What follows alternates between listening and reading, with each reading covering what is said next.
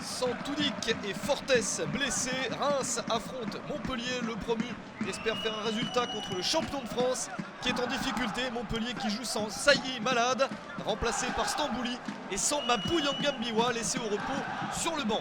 Les Montpelliérains sont les premiers à se mettre en action avec ce ballon qui échappe à la défense rémoise. Chanoutaka pour la frappe, c'est sauvé par Kossi Agassa.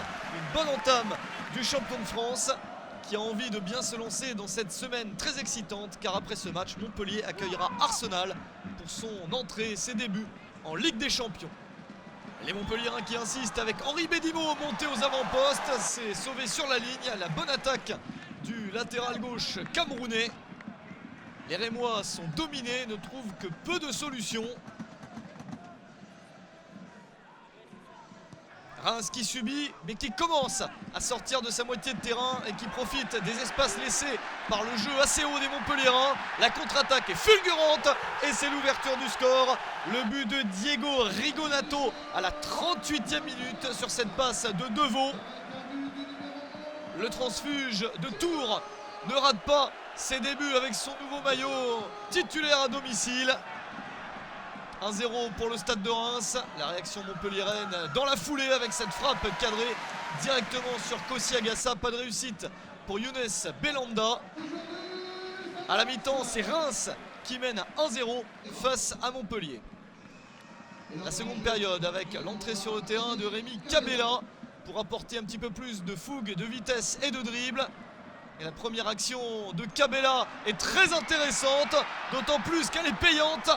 C'est l'égalisation de Montpellier, 55e minute. Le relais avec Younes Belhanda et Cabella qui porte le score à 1 partout.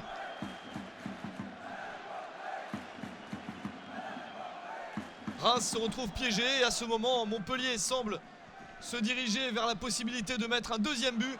Mais les Rémois poursuivent avec l'action du match. Christopher Glombard qui dribble un joueur, deux joueurs et qui met le ballon dans le but. Extraordinaire réalisation de Christopher Glombard à la 71e minute. Une série de dribbles formidables. La défense de Montpellier est complètement lâchée. Ça fait 2-1 pour le stade de Reims qui est en train de se diriger vers une grosse surprise. Le promu à ce moment semble avoir le match en main et Montpellier au bord d'une nouvelle défaite. Les minutes passent et Montpellier ne réussit pas à égaliser. Au contraire, c'est Reims qui insiste avec encore une bonne action pour Glombard qui décide cette fois-ci de passer le ballon au deuxième poteau vers Gaëtan Courtet.